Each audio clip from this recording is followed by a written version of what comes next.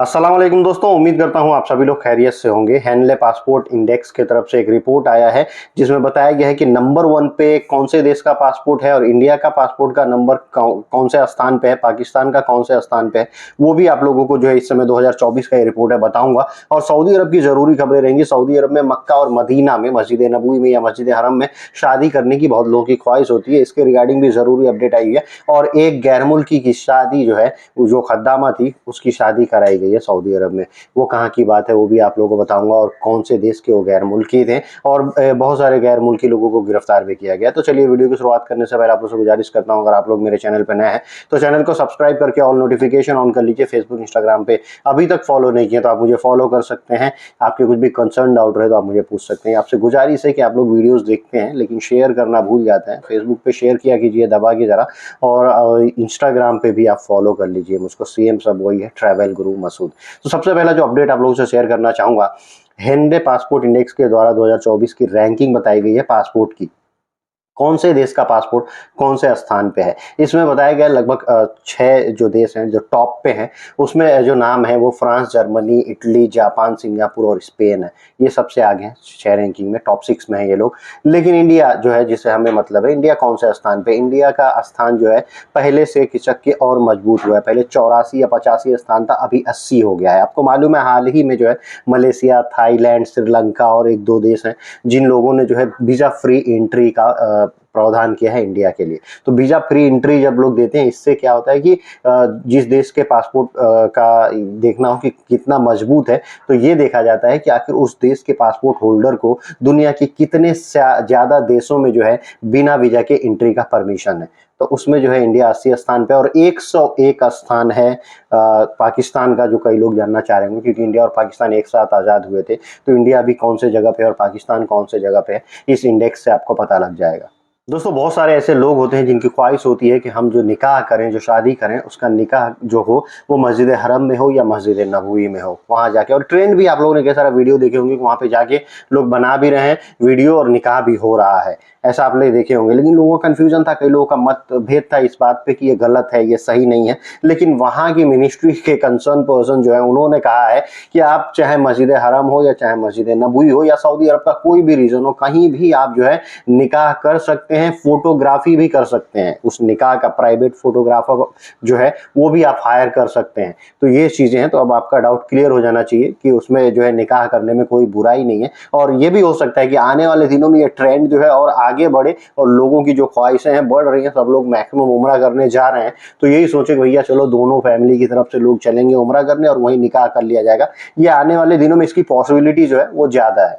और दोस्तों एक और अपडेट इसी से मिलता जुलता शेयर करना चाहूंगा। एक जो है हाउस वर्कर थी, खद्दामा का काम करती थी हायल में, और वो खद्दामा जो थी वो बांग्लादेश की रहने वाली थी। उसका जो है जिससे उसकी शादी लगी थी वो नागरिक भी सऊदी अरब में था, बांग्लादेशी था, वो भी सऊदी अरब में ही था। तो ये जो औरत थी ये बांग्लादेश जाना नहीं चाह रही थी। इसने अपने कफील को बोला मैं नहीं जाना चाहती हूँ, मेरा फियांसी यही है, शादी यहीं करा दिया जाए। तो उसने पूरी जिम्मेदारी लिया, कफील ने। कफील लोग कितने अच्छे भी होते हैं इससे आपको पता चलेगा। पूरी जिम्मेदारी लिया, बाकायदा अच्छे से ऑर्गेनाइज किया एक शादी सेरेमनी, जो मैरिज सेरेमनी होता है वो हुआ, और लोग भी आए, इनको बधाइयाँ भी मिली, और दूल्हा दुल्हन बन के ये लोग बैठे भी हैं वहाँ पे, इनका निकाह भी हुआ। तो ये जो है नसीब वालों को जो है ऐसे और अच्छे कफील भी मिलते हैं सऊदी अरब में। दोस्तों general authority food and drugs ने जो है एक गैर मुल्की को अरेस्ट किया है। दरअसल वो जो है मेडिकल सेंटर चलाया करता था, और उसमें जो है कुछ मेडिसिन ऐसे थे जो बिना रजिस्टर्ड थे, अनरजिस्टर्ड जो है मेडिसिन वो सप्लाई करता था, बेचा करता था। इस पे उसको वार्निंग भी पहले मिल चुकी थी, लेकिन उसने उस पर ध्यान नहीं दिया। अब उसको अरेस्ट कर लिया गया, दोबारा ये वायलेशन करते हुए पाया गया है तो अरेस्ट किया गया। अब ये भाई साहब को 10 मिलियन रियाल का फाइन लगेगा या फिर इनको जेल भी होगी, और कई हद में 10 साल की जेल या 10 मिलियन रियाल फाइन। और अगर ये मामला और भी ज्यादा संगीन हुआ, कोर्ट पे डिपेंड है, कई हद में ये दोनों के प्रावधान है कि दोनों भी हो सकते हैं। दोस्तों अगला जो अपडेट है वो प्रीमियम रेसिडेंसी यानी प्रीमियम इकामा के रिगार्डिंग है। प्रीमियम इकामा होल्डर जो गैर मुल्की हैं उनको एक तरह का जो है स्कीम मिलता है प्रीमियम इकामा होल्डर का। उसका प्रीमियम इकामा बन जाता है तो उनको अलग से और अच्छी फैसिलिटीज मिलती हैं। फैसिलिटीज में क्या रहता है कि वो जब चाहे सऊदी अरब छोड़ के जा सकते हैं, जब चाहे सऊदी अरब आ सकते हैं, अपनी मर्जी के मालिक हैं, और उनको सऊदी अरब फिर वापिस आने के लिए वीजा की जरूरत नहीं होती है, क्योंकि उनके पास प्रीमियम इकामा होता है, प्रीमियम रेसिडेंस परमिट होता है। तो ये लोग कौन होते हैं जिनको ये खास तरह का इकामा मिलता है है सऊदी अरब में।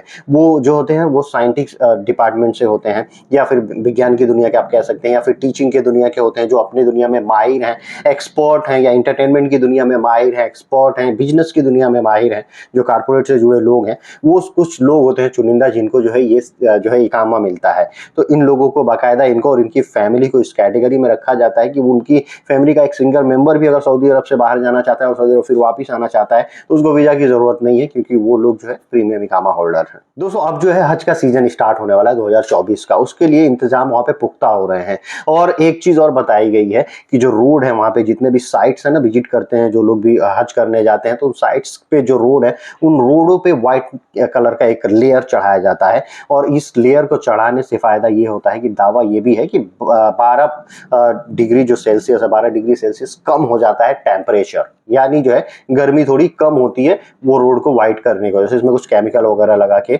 बनाया जाता है, तो ये चीज भी अब किया जा रहा है। और दूसरी एक और चीज की जा रही है कि अब इस साल 2024 के हर सीजन में जो है फ्लाइंग टैक्सी आप लोगों को देखने को मिलेगा सऊदी अरब में। ये स्पेशल जो है शुरुआत होगी इसी साल के हर सीजन में, और फ्लाइंग टैक्सी आपके मक्का और मदीना के रीजन में अलग अलग साइट्स पे देखने को मिल सकते हैं। दोस्तों वीडियो के आखिर में एक और इंपॉर्टेंट चीज आपको बता दूं, बात हो रही थी इसमें प्रीमियम रेसिडेंसी के बारे में। तो प्रीमियम रेसिडेंसी यानी प्रीमियम इकामा होल्डर जो होते हैं, प्रीमियम इकामा होल्डर का अलग फैसिलिटी दी जाती है, लेकिन इसका मतलब ये नहीं है कि वो जो है सिटीजनशिप लेने के हकदार हो गए या उनको सिटीजनशिप मिल जाएगा, उसकी अलग क्राइटेरिया है। तो ये जिनके दिमाग में भी डाउट होगा कि प्रीमियम जो रेसिडेंसी वाले हैं वो तो वहाँ के सिटीजन हो गए हैं या वो सिटीजनशिप उनको जब चाहे मिल सकता है, तो ये नहीं है, उसके अलग दरकार है, वो चीजें अलग प्रोसेस से होती हैं, अलग प्रोसीजर है। आज की वीडियो करता हूँ यही समाप्त, मिलता है ऐसे कुछ अगली वीडियो में। Thank you guys, thank you for watching.